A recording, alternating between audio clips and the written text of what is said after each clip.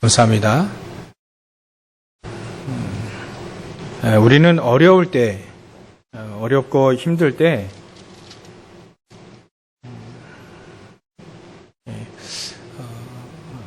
이렇게 많은 위로를 받기를 원하죠. 또 힘을 얻기를 원하고, 또 우리 마음이 불편하면 힘들잖아요. 그래서 뭔가 나에게 평안을 주기를 원하고, 또 누가 와서 대신 내 문제를 좀 해결해 주기를 원하죠.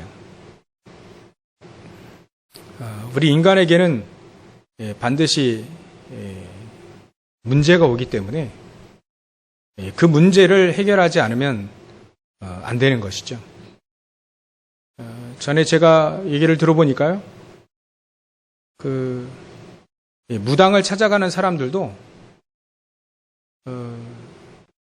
이렇게 문제가 있으니까 그거 액땜하러 간다, 그 문제 해결하러 간다, 그래 이제 굿하고 뭐 하죠. 근데 그 무당이 말하더랍니다. 이번 문제는 이렇게 해서 굿해서 해결하면 되는데 다음 문제 또 문제가 오면 또 굿을 해야 된다, 이렇게 얘기를 한다더라고요. 그러니까 문제 올 때마다 굿해야 되는 거예요. 참 어렵지요. 세상에서는 그 당연하게 생각할 수 있지만 성경은 그렇게 얘기하고 있지 않습니다. 우리 인간의 모든 문제를 예수님이 십자가에 달려 죽으심으로 해결하셨다라고, 다 이루었다라고 말씀을 하셨습니다. 요한복음 19장 30절에 다 이루었다 하고 예수님이 숨을 거두셨어요. 그 능력으로 또 부활하신 거죠. 그러니까 세상적인 방법은, 세상에서 쓰는 방법은 잠시입니다. 그 문제 하나. 사람들이 복음을 몰라가지고요, 그리스도를 몰라가지고 자꾸 닥친 문제만 해결하려고 그래요. 근본 문제, 모든 문제를 해결하기 위해서 이 땅에 하나님이 그리스도 예수를 보냈는데, 예수님을 이 땅에 그리스도로 보내주셨는데, 그거 모르니까 어쩔 수 없죠. 닥친 문제, 그거 해결하려고. 다음에 또 문제가 또 오거든요. 또 그 문제 또 해결하려고 또 발버둥 치고요. 저 여러분들이 가지고 있는 복음은 그런 세상적인 종교가 아닙니다. 세상적으로 뭐 굿하고 뭐 제사하고 점치고 뭐 그런 것이 아니죠. 영원한 겁니다. 영원한 복음이죠. 그래서 사람들은 이걸 잘 모르니까요, 뭔가 자꾸 이렇게 뭔가 이렇게 얻으려고 그래요. 그래서 요즘에 음악도 그 뉴에이지 음악이 좀 들어보면 여러분들 편안하게 이렇게 연주를 합니다. 근데 우리 우리 찬송은요, 평안하게 이제 연주하는 것도 있지만 막 이렇게 높낮이가 되게 높지요. 잔잔하다가 갑자기 그냥 확 음이 높기도 하고, 우리에게는 막 이렇게 찬송은 막 높아서 이렇게 하이톤으로 쫙 가야 될 때도 있고, 우리는 찬송을 부르면서 평안을 얻는 것이 아니라 하나님을 찬양하는 것이죠. 평안은 이미 우리 안에 계신 예수님이 주신다고 약속을 하셨습니다. 평안은 밖에서 오는 게 아니고 내 안에 계신 그리스도를 통해서 나옵니다. 속에서.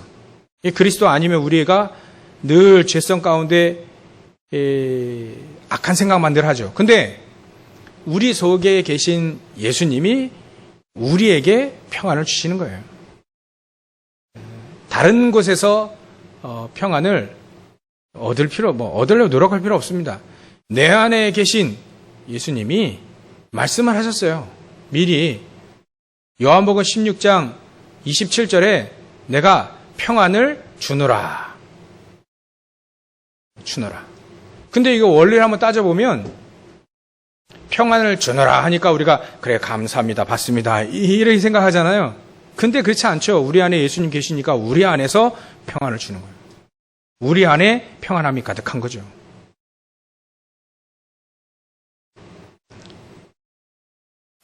오늘 말씀 제목이 믿음의 자취를 따르는 자들입니다. 믿음의 자취를 따르는 자. 믿음의 자취를 따르는 모든 사람들은 전부 다 이 평안함을 누렸습니다. 평안함. 어떤 일을 당하더라도 평안함. 우리가 계속 요셉 얘기를 하는데요. 요셉이 형들이 죽이려 하다가 팔았지 않습니까? 팔았는데 노예로 이제 끌려가야 되는 거예요. 노예로 가고 있는데 요셉이 어땠을까요? 막 두려워 떨었을까요? 아니면 이제 인생 끝났다. 어떻게 하면 이제 인생을 포기하든가 아니면 탈출하든가 그랬을까요? 저는 요셉이 노예로 팔려가서 보디발의 집에서 생활하는 그 짤막한 창세기 39장 1절부터 5절의 그 내용을 보고 이 요셉에게는 평안함이 있었구나. 제가 그걸 볼 수 있게 되더라고요. 왜냐하면 하나님이 주신 평안함, 하나님이 자기와 함께 하심으로 자기에게 평안함을 주시고 또 하는 일마다 하나님이 함께 하셔서 형통함을 주시니까 요셉은 늘 평안한 거예요. 노예로 끌려가고 하루아침에 노예로 끌려가고 그 노예 일을 하는데 말이죠. 오늘 본문을 쓴 사도 바울도 마찬가지입니다. 사도 바울에게 많은 사건과 문제가 있었습니다. 근데도 이 사도 바울은 늘 평안한 것 같아요. 늘. 때로는 감옥에 갇히기도 하고 바다에 빠져가지고 일주일 동안 둥둥 떠다니고 있기도 하고 얼마나 두려웠겠습니까? 저도 바다는 아니고요. 바다 수영은 해본 적 이렇게 깊이 수영을 해본 적 없는데 계곡을 들어가 보니까요. 계곡이 깊으니까 두려움이 있더라고요. 두려움이. 대신 계곡에는 상어나 이런 거 없잖아요. 근데 바다에는 상어가 있잖아요. 얼마나 두렵겠습니까? 온갖 위험들이 있는데 7일 동안 바다에 둥둥 판자 하나 잡고요. 둥둥 떠나고 있는데 사도 바울은 그걸 대수롭지 않게 기록을 했어요. 바다에 7일 동안 둥둥 떠다 있고 매도 수없이 맞고 짐승의 위험, 동족의 위험, 강의 위험, 바다의 위험. 근데 그거를 그냥 그대로 그냥 써놨습니다. 이럴 때는 얼마나 두려웠고 그 얘기하지 않고요. 그냥 그 어려움 그냥 써놨습니다. 왜 두려움이 없겠습니까? 왜 무섭지 않았겠어요? 근데 그거보다 하나님이 내 안에 그리스도께서 우리 안에 주신 그 평안함이 더 컸다는 얘기죠. 여러분들 오늘 믿음의 발자취를 따라가는 사람들이 누렸던 서론에서 얘기 말씀드리지만 평안함을 늘 누리시기 바랍니다. 하나님은요, 하나님의 방법이 있습니다. 하나님이 이스라엘 민족을 왜 애굽의 노예가 되게 했을까요? 애굽의 객이 되게 하셨을까요? 창세기 15장 13절에 보니까 이미 아브라함이 얘기하셨더라고요. 네 후손이 이제 장차 이방 나라의 객이 될 것이다. 400년 동안. 왜 하나님은 왜 그 스케줄을 하나님이 갖고 계셨을까? 하나님의 방법입니다. 이스라엘 민족을 통해서 진짜 창조주 하나님이 누구신가를 하나님은 보여주시기 위하죠. 또 이스라엘 민족이 애굽의 종로로 타고 있다 할지라도 하나님은 그 종로릇에서 전쟁하지 않고 해방시키실 수 있다. 그리스도로 해방시키실 수 있다는 것을 보여주시기 위한 거죠. 그게 얼마나 노예하는 게 힘들겠습니까? 근데 왜 우리를 노예로 만드셨습니까? 왜 우리에게 이런 어려움이 왔습니까? 어렵죠? 물론 어렵습니다. 근데 왜 그 어려움을 우리에게 허락하셨을까요? 우리는 그 어려움 때문에 빠져 허우적거려 헤매는 존재가 아니라는 걸 하나님은 보여주시기 위하여 진정한 우리의 믿음이 회복되어져서 하나님의 자녀라는 거 보여주시기 위하여 우리에게 그 어려움 주신 겁니다. 이스라엘 민족이 애굽의 종노릇, 왜 하나님의 자녀가 종노릇 해야 됩니까? 우상 만드는데 왜 그 세상의 종, 사단의 종노릇 해야 되겠습니까? 우리가 복음을 놓치면 당연히 그렇다는 거예요.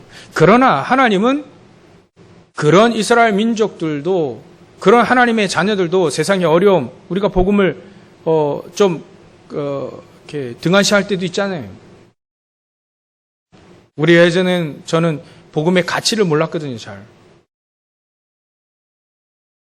그럴 때 우리는 불신자처럼 고통받습니다. 근데 그게 다가 아니라는 거죠.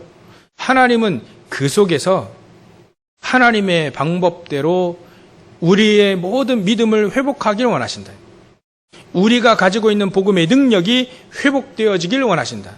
그래서 하나님은 하나님의 방법으로 이스라엘 민족을 홍해 쪽으로, 홍해로 가려면요, 밑으로 더 내려와서 둘러가야 돼요. 그 길로 가면 결국 또 요단강을 또 건너야 됩니다. 근데 그쪽 길로 자꾸 하나님은 인도하셨거든요. 홍해를 건너지 않고도, 요단을 건너지 않고도 바로 갈 수 있는, 일주일이면 갈 수 있는 그 길이 있는데 하나님은 그 길로 인도하지 않고 홍해 길로 인도했어요. 홍해. 왜냐하면 하나님은 홍해를 가르치기 위하여. 왜 하나님의 그 능력을, 지금 우리가 옛날 이야기 하는 거 아니죠? 진짜 사실을 얘기하는 겁니다. 왜 하나님은 그 홍해 길을 가게 하셨습니까?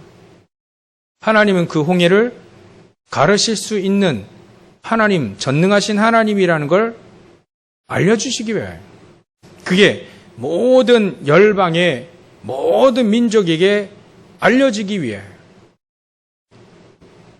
그래서 가나안 땅에 있는 여리고 백성들이 이 얘기를 듣고 홍해를 마르게 하셨다는 그 말을 듣고 간담이 서늘했잖아요. 덜덜덜 떨었습니다. 그 하나님이 지키시는 저 이스라엘 백성이 우리를 향해 온다는 그 사실 그 자체로 간담이 녹았습니다. 벌벌 떨었다니까요.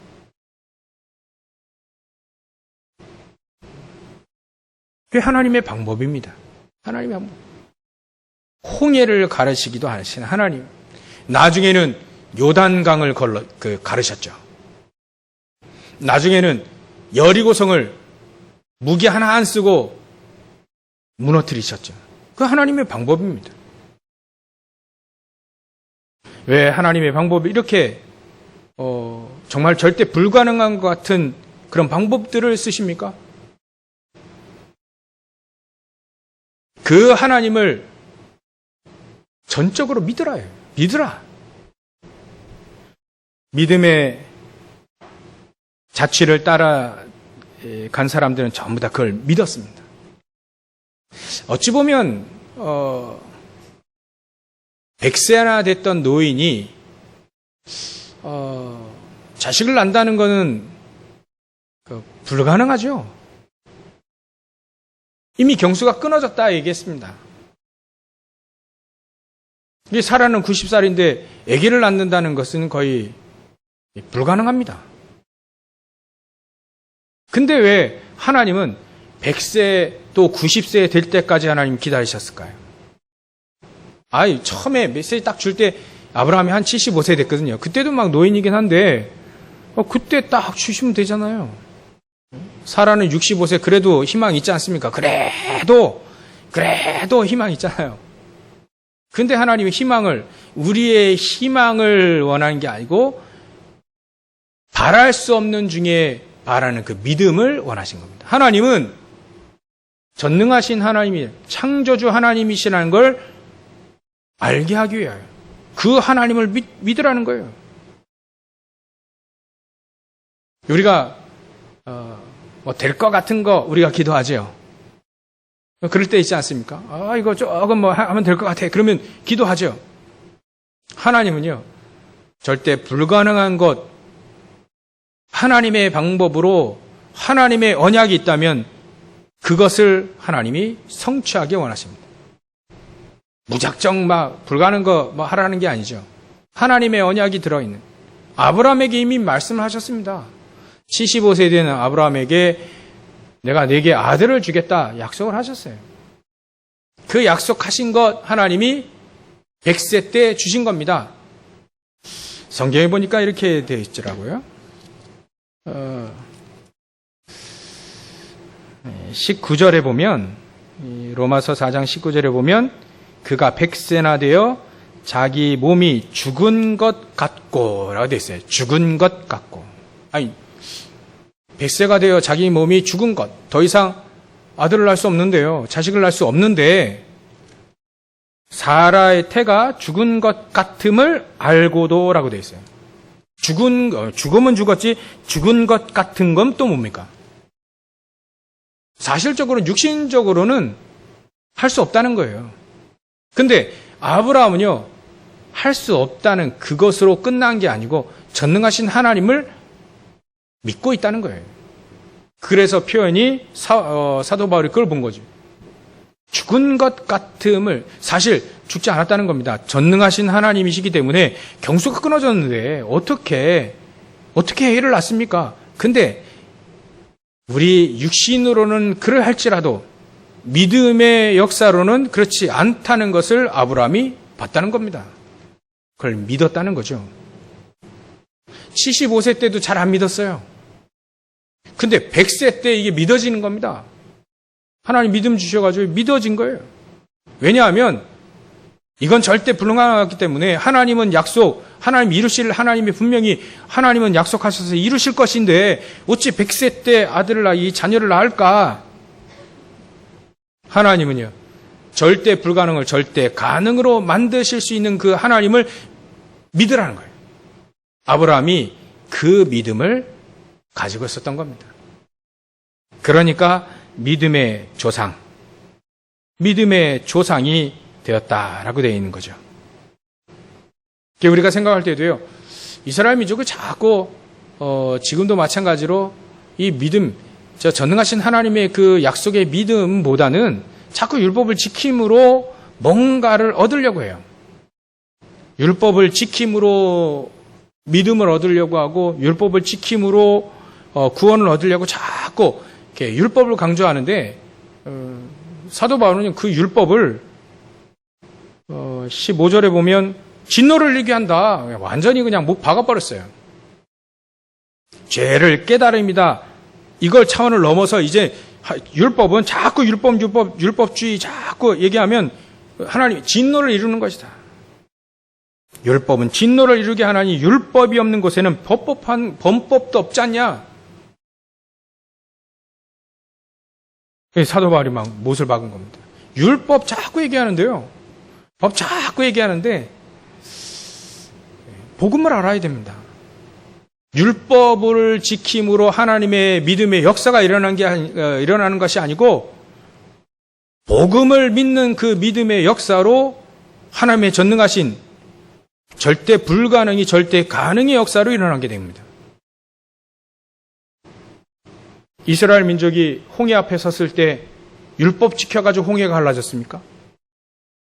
약속을 믿는 모세 한 명이라 할지라도 약속을 믿는 그 믿음 앞에 홍해가 갈라진 겁니다. 하나님이 그렇게 가르친 거예요. 믿으니까. 이스라엘 민족이 저는 볼 때 여리고성이 어떻게 그렇게 무너질 수 있을까? 여리고성은 맞아요. 그거 절대 무너지지 않는 여리고성의 그 폭이 말이죠. 지금 우리 본당만 합니다. 그 본당부터 좀 작을 수 있는데요. 지금 전차가 말이죠. 그때 마차가 2대가 왕래가 할 수 있다 하니까 아예 성벽 위에 라합이 집을 짓고 살았지 않습니까? 성벽 위에. 그러니까 협소주택이겠습니까? 그 정도 있다는 거예요. 사람들이 거기서 술도 마시고 밥도 먹고 잠도 잘 수 있는 그 집이 성벽 위에 있었으니까요. 근데 그 엄청난 두께의 그 여리고 성이 막 어떻게 무너질까요? 이스라엘 민족이 고함 쳐가지고 무너졌겠습니까? 이스라엘 민족이 정말 그걸 믿은 겁니다. 전능하신 하나님이 그렇게 하시겠다 하니까 그걸 믿은 거예요. 믿으니까 그 믿음의 역사로 하나님은 절대 불가능의 역사를 절대 가능의 역사로 바꿔버린 거죠. 하나님이 하신 거죠. 하나님이.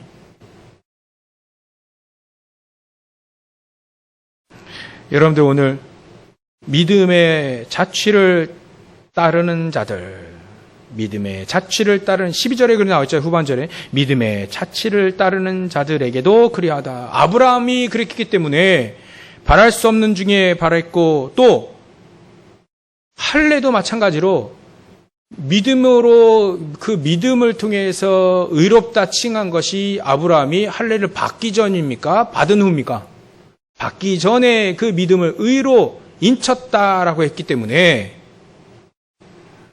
할례 그렇게 중요하게 할례 그렇게 얘기하지 마라. 할례의 늪에 빠지지 마라. 아브라함 믿음의 조상이라고 하는 그 아브라함도 믿음의 의로 의롭다함을 받아 그것도 무할례자였을 때였다. 근데 그 믿음으로 할례자의 조상이 되어 12절에 곧 할례 받을 자에게 뿐만 아니라 우리 조상 아브라함이 무할례 시에 가졌던 믿음의 자취를 따르는 할례를 따르라 합니까? 율법을 따르라 합니까? 믿음의 자취를 따르라 합니까? 믿음의 자취를 따르는 자들에게도 그래하다. 여러분들 아브라함이 가졌던 그 믿음 우리도 갖게 하기 위하여 아브라함을 미리 먼저 선택했을 뿐입니다. 여러분들 믿음의 아브라함의 그 믿음 가지고 승리하시기 바랍니다. 그렇다면 우리 믿음이 왜 필요할까요? 아니 하나님은 자꾸 믿음 얘기하시는데 그 믿음이 왜 필요할까요?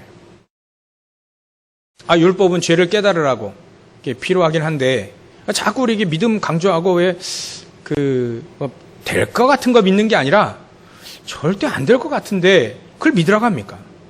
우리 교회가 237과 치유 서밋 자꾸 기도하는데요. 이게 참 여러분들 잘 와 닿습니까? 잘 믿어집니까? 우리 교회 이거 237 보고만은커녕 지역 보고마도 안 될 것 같아 이렇게 자꾸 저는 사단이 자꾸 속이던데요. 말씀 로마서를 보고 그거 아니구나. 예전에도 알았는데요. 아닙니다. 하나님은요. 믿음의 자취를 따라가는 사람들을 통해서 하나님은 그 일을 이루시겠다고 하는 겁니다. 우리가 하는 것이 아니죠. 우리가 하려면 절대 불가능합니다. 237 어떻게 보고만 합니까? 말도 안 통하고 갈 수도 없는데 어떻게 합니까? 근데 하나님을 믿는 믿음 가지고 그게 된다는 거예요. 하나님이 하시겠다는 겁니다. 우리가 하는 게 아니라 하나님이 하시겠다는 그거를 믿으라요. 하나님은 홍해를 가르칠 수 있는 하나님이시고 여리고를 무너뜨릴 수 있는 하나님이시고 요단강을 가르칠 수 있는 그 하나님을 믿으라는 거예요. 그걸 믿으라는 거예요. 그 하나님을 믿으라는 겁니다. 237을 복음화 하기 위해서 하나님은 여러 가지 일을 계속 하셨어요. 출애굽의 역사를 일으키셨고 그 237에 소문내라고요. 다윗을 통해서 골리앗을 쓰러뜨린 건 절대 불가능합니다. 어떻게 그거 가능합니까? 불가능해요. 근데 하나님 그 일을 하신 겁니다. 왜? 237이 듣고 알으라고요. 지금도 우리가 이렇게 말도 안 되는 싸움을 다윗과 골리앗의 싸움이라고 뉴스에도 나오더라고요. 지금 우리나라 뉴스에도 나옵니다. 그걸 인용을 하더라고요. 절대 불가능한 겁니다. 근데 자꾸 하나님은요, 하나님이 하시겠다는 거예요. 지금도 다윗과 골리앗의 싸움을 얘기할 정도로 237을 쫙 퍼지라는 거예요. 퍼지게 하시기 왜 합니다. 그거 때문에 하나님은 다윗을 통해서 골리앗을 쓰러뜨린 겁니다. 초대교회가 어떻게 237 보고만 합니까? 초대교회가 어떻게 로마 보고만 합니까? 사도 바울이 혼자 꿈을 가졌는데요. 그 언약을 붙잡고 꿈을 가졌는데 어떻게 가능합니까? 하나님은 하시겠다는 거예요. 연약한 사도 바울, 그 한 사람이 말이죠. 믿음으로 딱 섰는데 로마 복음화의 팀들이 쫙 붙은 겁니다. 로마서 16장에 있는 사람들처럼. 현장 가니까 그 로마 복음화에 필요한 제자들을 전부 다 탁탁탁 지역마다 찾아내는 거 있죠. 한 사람이 언약을 붙잡았는데 하나님 그렇게 237 복음화 하고 계십니다. 또 우리 교회를 통해서 하시겠다고 하는 겁니다. 그게 바로 아브라함의 믿음입니다. 믿음의 발자취를 따라하는 자들의 우리가 가져야 될 또 믿음인 것이죠. 그래서 오늘 믿음의 자취를 따르는 자들에게 하나님은 반드시 믿음이 필요한 어떤 믿음, 또 그 믿음이 우리에게 어떤 믿음이냐. 당연 필연 절대의 믿음입니다. 당연한 믿음이죠. 왜냐하면 이 믿음은 우리가 일을 하면서 얻어지는 것이 아니고 그 믿음은 우리에게 하나님 자녀에게 당연히 주시는 믿음입니다. 그 당연히 주시는 그 믿음을 어떻게 표현했냐면 25절에 24절을 보면 의로 여기심을 받을 우리도 위함이니 곧 예수 우리 주를 죽은 자 가운데 살리신 이를 믿는 자니라. 그래서 25절에 되어 있죠. 예수는 우리가 범죄한 것 때문에 내줌이 되고 또한 우리를 의롭다 하시기 위하여 살아나셨느니라. 이게 하나님의 자녀가 누릴 믿음이거든요. 당연한 믿음. 왜냐하면 우리가 범죄한 것 때문에 우리가 범죄한 원죄, 또 자범죄, 우상숭배죄, 모든 범죄한 것 때문에 예수님이 십자가에 내주셨습니다. 십자가에 달리시기까지 빌라도가 그 죄 가운데 내줬잖아요. 이스라엘 민족에게. 죽도록 내주신 겁니다. 예수님께서 우리가 범죄한 것 때문에 원죄, 자범죄, 우상숭배죄, 전부 다 범죄한 것 때문에 예수님을 내주셨고, 또한 우리를 의롭다 하시기 위하여 살아나신 겁니다. 다시 부활하신 거예요. 이것을 믿는 그 믿음, 우리에게는 어찌 보면 당연한 믿음입니다. 이거 아니면 사단의 굴레에서, 사단의 소나기에서 빠져나올 길이 없으니까요.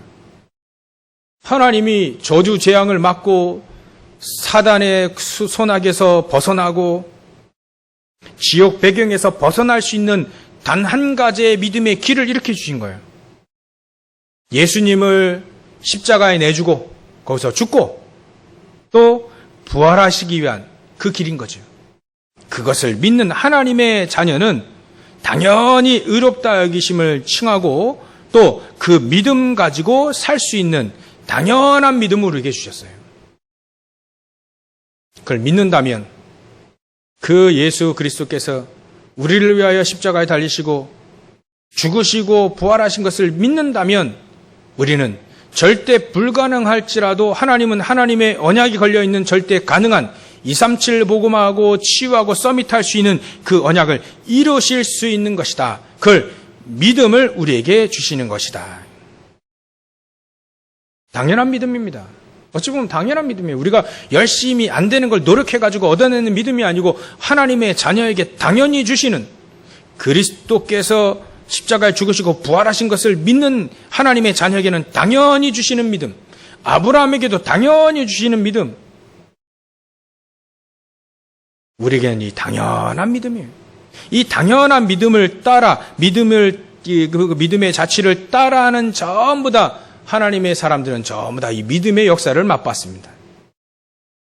모세가 출애굽을 통해서, 광야를 통하여서 애국 군사가 막 쫓아오는데 애국 군사를 그 홍해 물에 장사시키고요. 이스라엘 민족은 홍해를 마른 땅으로 건너가는, 그렇게 하실 수 있는 하나님의 그 믿음, 전능하신 하나님을 믿는 그 믿음의 자취를 따라간 겁니다. 우리에게도 마찬가지. 우리에게도 절대 불가능을 절대 가능으로 만드시는 그 믿음의 자취를 따라가라. 당연한 믿음입니다.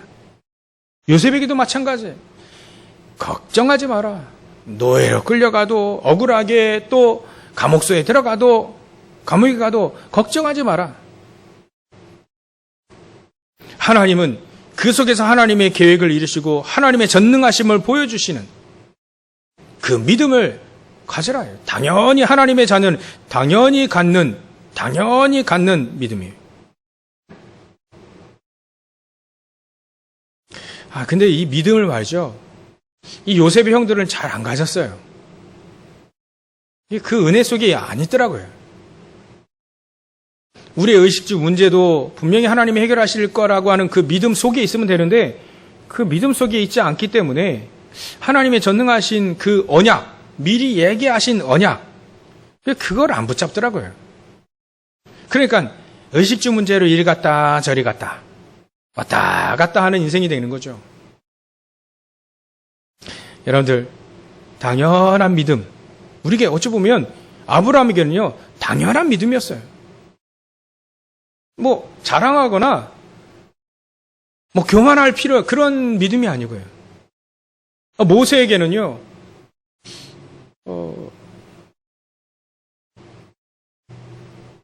홍해를 가를 때 말이죠, 지팡이, 넌 하나님이 모세에게 너 왜 나 자꾸 부르짖냐, 자꾸 기도만 하느냐, 지팡이를 홍해에 가리켜라, 그리고 홍해를 건너라, 이거예요. 그러니까 홍해 바다 향해서 이 지팡이를 내미니까요, 홍해가 갈라지는 거예요. 계속 밤새도록 바람이 불어가지고요, 홍해가 벽이 될 만큼, 진도 앞바다처럼 이렇게 갈라진 게 아니라 벽이 되도록 딱 그 벽을 보고 이스라엘 민족이 지나갔잖아요. 그 사이를 막 마른 땅으로 딱 지나갔지 않습니까? 거기에 막 애들을 딱 이렇게 끌고 가고, 막 수레도 끌고 가고, 막 그래가지고 막 200만의 때는 이스라엘 민족이 쫙 건너갑니다. 거기에 이제 모세가 말이죠, 지팡이를 딱 들고 말이지 인도하는 겁니다. 또 그 마른 홍해 그 바닥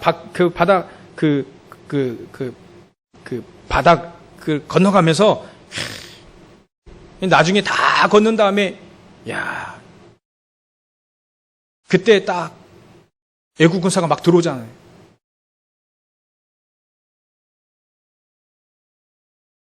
이스라엘 민족이 다 건너간 다음에 그 홍해 바다가 원상복귀 되는 거죠. 애국 군사가 막 쫓아오는데, 그때 그 영광, 그 놀라운 역사, 모세가 말이죠, 자랑하지 않았습니다. 그거 교만하지 않습니다. 야, 내가 말이지 이 지팡이를 들고 딱 서 있는데 하나님이 홍해가 바다를 갈랐어, 막 그렇게 하지 않았습니다. 하나님의 역사를 믿는 당연한 믿음 가운데 있었습니다. 믿음 가운데, 그냥 그 믿음 가운데 있었던 거예요. 이건 하나님이 하시는 당연한 역사, 당연한 믿음의 역사다. 당연한 믿음의 역사, 그 속에 있으시기 바랍니다. 사도 바울도 말이죠, 이 믿음의 역사를 당연한 것으로 얘기했어요. 그게 빌립보서 3장에 자세하게 나와 있죠. 내 세상적으로도 자랑할 것이 많이 있는데 그거 다 배설물이더라, 배설물. 내가 여지껏 배설물 붙잡고 있었는데 그리스도를 아니까 그 그리스도를 아는 지식이 가장 고상하더라. 또 내가 여지껏 해온 길이 많이 있는 것처럼 보이지만 내가 한 것이 아니다. 당연한 믿음. 그리스도를 믿는 믿음, 그 믿음 가지고 있는 하나님의 자녀에게는 당연한 믿음이라는 거예요. 교만할 필요도 없습니다. 당연한 믿음. 그래서 이제는 해온 것, 한 것, 이것뿐만 아니라 이제는 그거 중요한 게 아니라 이제 표대를 향하여 하늘에 있는 그 상급을 향해 내 오늘도 막 달려간다. 당연한 믿음. 믿음의 발자취를 따라간 그 사람들, 아브라함과 또 요셉과 다윗과 또한 바울처럼 믿음의 자취를 따라가는 여러분들 되시길 주의 이름으로 축원합니다. 당연한 믿음입니다. 이 당연한 믿음을 가지게 되면 두 번째로는요, 필연적인 믿음을 갖게 돼 있어요. 필연적인 믿음. 믿음의 발자취를 가려고 왜 우리가 믿음의 발자취를 가려야 합니까? 필연적인 믿음. 왜냐하면 우리를 통해서 하나님은 세상에 하나님의 자녀임을, 전능하신 하나님을 알리기 위한 필연적인 믿음입니다. 도저히 할 수가 없거든요. 세상 사람들이 전능하신 하나님을 어떻게 합니까? 홍해바다를 건너면서, 요단강을 건너면서, 여리고성이 무너지면서, 저 별별 없는 저 사도 바울, 별별 없는 진짜 혼자 정말 혼자 어떻게 합니까 그걸? 사도 바울에게 믿음을 다 가지고 있는데, 그 언약을 이루실 그 믿음을 다 가지고 있는데 하나님은 이 사도 바울이 로마도 보아하리라, 내가 가이사 앞에 서야 될 것이다 라고 하는 그 믿음 하나 다 가지고 있는데요, 하나님은 로마 복음화가 되어지는 것을 우리가 확인하지 않습니까? 필연적인 믿음입니다. 다른 사람 보라 알으라고요. 저 가이사도 그 복음을 알아야 된다고요. 많은 사람들에게 알리기 위하여 하나님 필연적인, 세상에 필연적인 믿음을 우리에게 갖게 하신 겁니다. 그래서 세상의 믿음의 모델로 우리를 부르신 겁니다. 그래서 저 여러분들이 하나님은 우리의 발자취를 따라, 믿음의 발자취를 따라 하나님의 전능하신 역사가 일어난 것이 우리가 모델로 되어지기 원하세요. 그래서 아브라함은 믿음의 조상, 모델이 됐잖아요. 당연한 믿음을 가지고, 하나님이 자녀라면 당연한 믿음을 가지고, 그 믿음 가지고 세상의 필연적인 믿음, 세상의 모델로 말이죠. 그래서 아브라함은요, 모델이 된 겁니다. 모델. 믿음의 모델. 그래서 믿음의 조상이다라고 되어 있습니다. 여러분들, 세상에서는 우리를 별 볼 일 없다 생각할 겁니다. 근데 하나님은 그렇지 않아요. 필연적인 믿음을 가지고요, 하나님의 역사 속에 있으라는 겁니다. 그러면 내가 홍해를 가르고, 내가 로마 복음화를 하고, 내가 지역 복음화를 하고, 237 복음화를 내가 하겠다. 우리는 당연히 필요한 그 당연한 필연적인 그 믿음만 가지고 있으라는 겁니다. 세 번째로는요, 우리에게 절대적인 믿음을 가지라 합니다. 우리가 가지고 있는 믿음은 절대적인 믿음이라고 하는 겁니다. 왜 절대적인 믿음이냐? 아브라함을 통해서 믿음의 조상이라고 되어 있죠? 그리고 13절에 이르게 되어 있습니다. 12절에는 믿음의 자취를 따르는 자들에게도 그러하니라. 그 후반절이 나와 있고요. 13절에 이르게 되어 있습니다. 아브라함이나 그 후손에게 세상의 상속자가 되리라고 하신 언약은 율법으로 말미암은 것이 아니라 오직 믿음의 의로 말미암은 것이니라. 그게 필연적인 믿음, 세상에 우리를 필요로 하는 그 믿음, 그 믿음을 선포한 거고요. 그 다음에 14절에 보면 이렇게 되어 있습니다. 만일 율법에 속한 자들이 상속자이면 믿음은 헛것이 되고 약속은 파기되느니라. 이거 아니란 얘기죠. 거기에 보면 상속자라는 이 단어를 썼어요. 그리고 16절에 보면 이렇게 되어 있습니다. 그러므로 상속자가 되는 그것이 은혜에 속하기 위하여 믿음으로 되나니 이는 그 약속을 그 모든 후손에게 굳게 하려 하심이라. 율법에 속한 자뿐만 아니라 아브라함의 믿음에 속한 자에게도 그러하니 아브라함은 우리 모든 사람의 조상이라. 후손을 굳게 하기 위한 믿음, 그게 바로 우리의 절대적인 믿음입니다.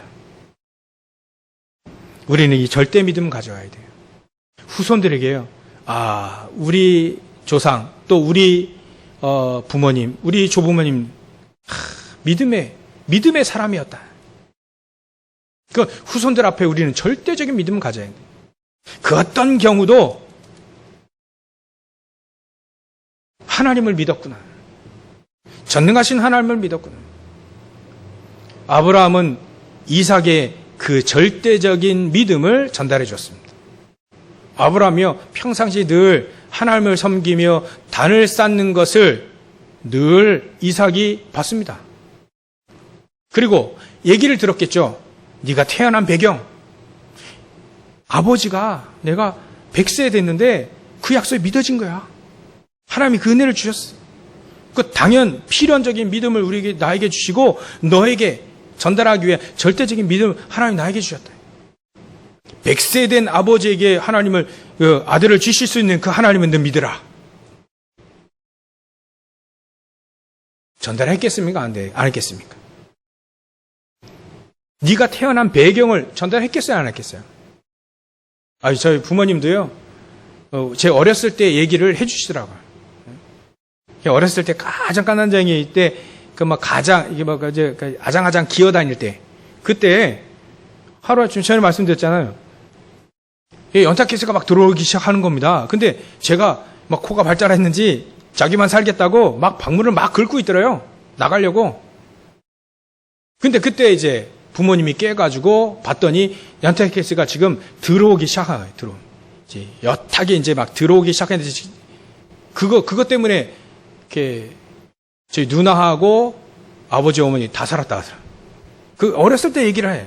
또 어렸을 때 네가 얼마나 개구장이었는지, 얼마나 조그만 녀석이 바위 조그만 돌 들다가 너무 무거우니까 딱 이렇게 놨는데 손가락이 찐 거예요. 그 손가락 어렸을 때 손톱 뺀 겁니다. 지금 손가락도 이제 손가락 이 가운데 중지가요. 좀 기형적으로 돼 있어요. 그때 손톱 빼가지고. 그러면 또 그 얘기도 하고요. 믿음의 얘기는 그때는 잘 없으셔가지고 믿음 얘기를 안 하지. 옛날에 얘기를 다 하시더라고요. 네가 왜 코피가 안 나는 줄 아냐? 어렸을 때 막 빗닦길에 세발 자전거 타고 신나게 내려오는데 결국 구루마, 옛날에 구루마 있었잖아요. 구루마에 코가 부딪혀가지고 그때 떼었는데 이제 좀 코피 난 적이 없거든요. 아무리 피곤해도 코피는 안 나는데 코피가 안 나는 게 그게 이유다 막 얘기하고요.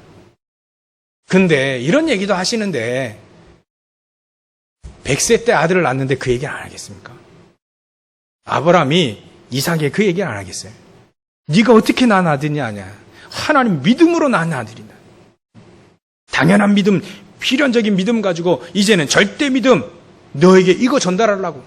근데요, 가장 결정적인 그 순간이 왔어요. 모리아산입니다. 늘 얘기하는 모리아산. 그때 결정적인 절대 믿음이 딱 전달되는 거 있죠. 자기가 왜 죽어야 되는지 몰라요.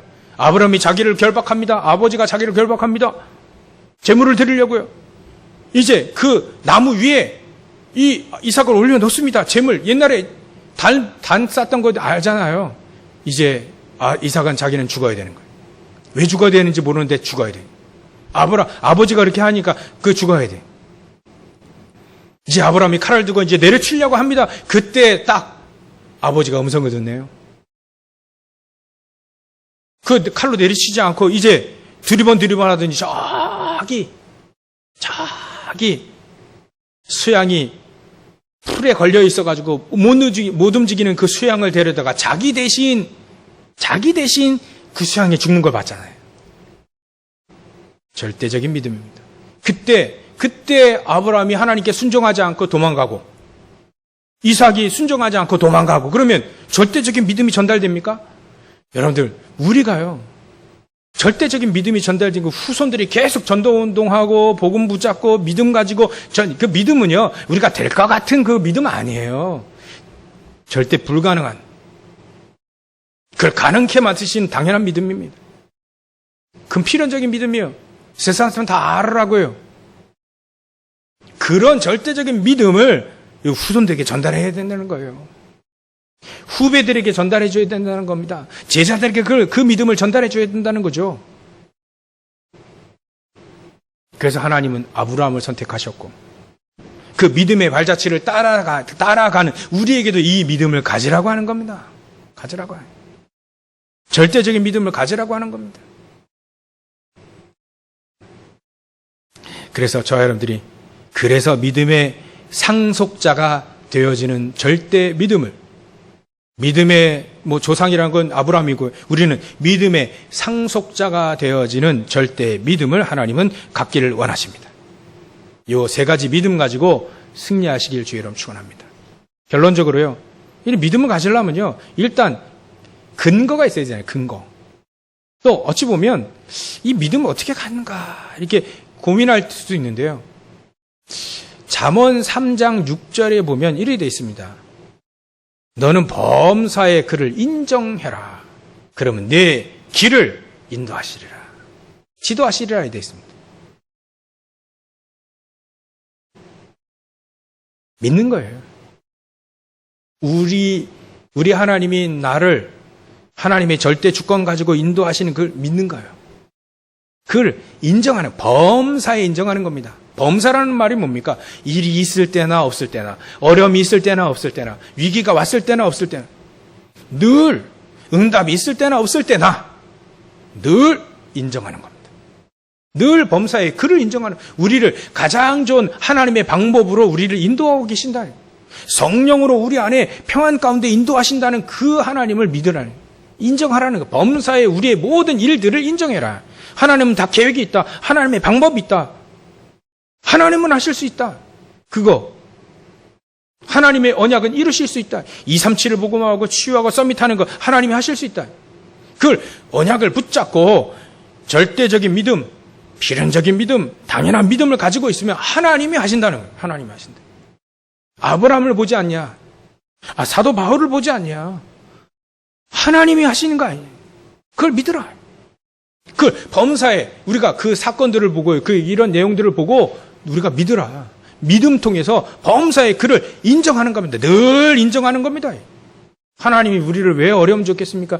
미워가지고 한 대 그냥 얻어 딱 때리는 것처럼 그 하나님이 우리를 그렇게 팹니까? 아니잖아요. 다 하나님의 계획이 있는 겁니다. 다 하나님이 방법이 있는 겁니다. 방법. 우리가 할 수 없는 거 하나님이 하실 수 있다는 거예요. 범사에 그를 인정해라. 그러면 우리의 길을 어떻게 하신다요? 우리가 지난주의 말씀처럼 혼자 스스로 할 때가 너무 많잖아요. 그러지 말라는 거예요. 그를 인정해라. 그러면 그 길을 인도하신다. 우리는 뭘까요? 인도받는 자입니다. 인도받는. 하나님이 우리를 인도하신다. 인도받는. 그래서 여러분들이 지금도 예배 드리시는 거 아니에요? 예? 여기 본당에서 예배 드리시고 또 온라인에서 왜 예배 드립니까? 그걸 인정하고, 그 인도받기 위해서요. 인정하고 인도받기 위해서요. 그러면 하나님 우리 세 가지 믿음 가운데 우리를 인도하시는 겁니다. 승리하시기 바랍니다. 사울처럼 사는 게 쉽겠습니까? 아니면 다윗처럼 사는 게 쉽겠습니까? 사울은요, 세상 그 왕권 유지하기에 권모 술수를 막 쓰고 말이죠. 이러고 저러고 막 열심히 살았습니다. 그게 사는 게 쉽겠습니까? 다윗처럼 사는 게 쉽겠습니까? 다윗은 이제 쫓겨다닙니다. 그러나 하나님이 자기의 목자가 되어서 나를 인도하신다는 거예요. 늘 우리 길을 인도하시고 늘 그분을 인정해요. 다윗은요. 어떤 삶이 더 쉽겠습니까? 우리 렘넌트들 열심히 공부만 하는데 하나님의 방법도 모르고 하나님의 절대적인 이 믿음도 모르고요. 세 가지 믿음도 모르고 이거 모르고 열심히 정신 돕니다. 우리 부모님들 잘 기억하셔야 됩니다. 이 믿음 없이, 하나님 주신 힘 없이 사울처럼 살도록 내버려두면 안 돼요. 믿음 속으로 들어오도록. 우리가 당연한 믿음, 절대적인 믿음, 필연적인 믿음 가지고요. 우리가 절대적인 믿음, 어찌 보면 이걸 쫙 전달해 줘야 됩니다. 그게 더 쉽습니다. 믿음으로 사는 게 더 쉽다. 그것이 더 쉬운 겁니다. 그래서 결론적으로 세 가지 믿음을 말씀드렸는데, 네 가지로 결론, 믿음의 어떤 믿음이 네 가지로 한번 말씀드리겠습니다. 16절에 보면 이렇게 되어 있어요. 상속자, 모든 그 후손에게 굳게 하려는 그 믿음, 후대를 굳게 하는 믿음. 또 19절에 되어 있습니다. 자기의 사라의 태가 죽은 것 같음을 알고도 그러니까 자기의 인간적인 모든 실체, 모든 환경을 넘어서는 믿음을 갖게 하셨다.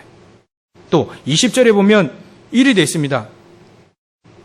믿음이 없어 하나님의 약속을 의심하지 않고 믿음으로 견고해 하나님께 영광을 돌리며, 그 믿음 가지고 하나님께 영광을, 모든 것을 하나님께 영광 돌리는 그 믿음을 하나님 우리에게 갖기 원하십니다.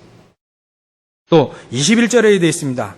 약속하신 그것을 또한 능히 이루실 줄을 확신했다. 이루실 줄 확신. 약속이 성취될 것을 믿는 믿음, 이런 믿음들을 하나님이 우리에게 갖기 원하십니다. 그걸 요약해 보면 당연한 믿음이요, 필연적인 믿음이요, 절대적인 믿음이라고 하는 겁니다. 그래서 하나님 우리에게 범사의 그를 인정하라는 거예요. 그럼 우리를 인도하시겠다, 믿음의 길로 인도하시겠다라고 하는 겁니다. 이 믿음 가지고 승리하시기를 주의 이름으로 축원합니다. 기도하겠습니다. 하나님께 감사와 영광을 돌립니다.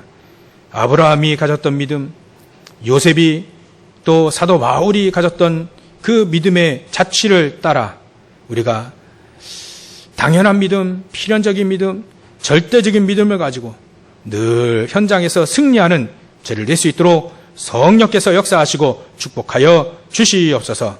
환경을 넘어서며 후대들을 굳게 하며 모든 것을 하나님께 영광 돌리는 그 믿음, 약속을 성취하실 수 있는 그 믿음 가운데 늘 있게 하여 주시옵소서. 걸어가신 예수님의 이름으로 기도 올리옵나이다. 아멘.